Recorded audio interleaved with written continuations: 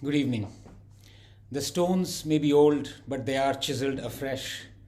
The civilization may be ancient, but it is born again. The people may be young, but they never forget. The day may be like any other, but it marks a new dawn. Seven empires, seven. Seven empires came and went, but one civilization stood its ground. This day, in many ways, redefines our civilization. But to understand how, we first probably need to define it. So, what is civilization? How do you define it? Is it an idea to be thrust upon the subjects so they can carry it forward? Is it the placement of forks on the left and spoons on the right of resplendent crockery? Is it sartorial splendor? Is it words uttered or written? Is it science? Is it ease of living? Is it consumption? Is it money? Many of the worst tyrants who've killed millions, wiped off entire races, even continents, have been poets, artists, proponents of science. But would you call their endowments as promoting or harboring a civilization? To me, the mark of a civilization is this unquenchable thirst of man to demand justice for his ancestors, to correct a historical wrong. For that exemplifies a continuity, an idea, a memory that can never be erased, that is worth fighting for and preserving.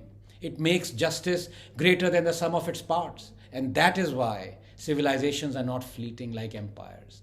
To demand justice for a people who are dead for hundreds of years, half a millennium, it is almost as though you can feel their pain, their suffering, their destruction that has transcended the limits of body and time. And that is why history is a medicine. That is why catharsis is a cure. And today, when I see the rights of our ancestors being reclaimed, I see this as a catharsis, as a deliverance of justice to my ancestors who were wronged. I said history is a medicine. Well, it has been a very bitter medicine for the Hindus. Our leaders feared the consecration of Somnath would herald Hindu revivalism, and we stayed silent. Our leaders gave away the most sacred Krishna Janamsthan fraudulently to the predatory Eidgah side, and we stayed silent. Our leaders promulgated the evil Places of Worship Act to deny us our legitimate right to reclaim our temples, and we stayed silent. The Nandi outside Gyan smiles. The baby Krishna buried under the steps of the Jahanara mosque stirs. 500 years, 20 generations before us were forced to see the Babri Masjid instead of the Ram Temple. The 21st generation will see the Ram Temple instead of the Babri Masjid. The time has come. The deliverance has come. It is confounding to me because I consider myself but a bunch of cells, here today, gone tomorrow, but till the time I'm alive, this concept of striving to correct a historical justice is vital for me. It defines who I am, what civilization I'm part of, that erasing my genes cannot erase my civilization. The concept of justice in many ways is like memory. It keeps getting passed on until realized. Today, it stands realized. Some advance to greatness, others return to it. We Indians do both.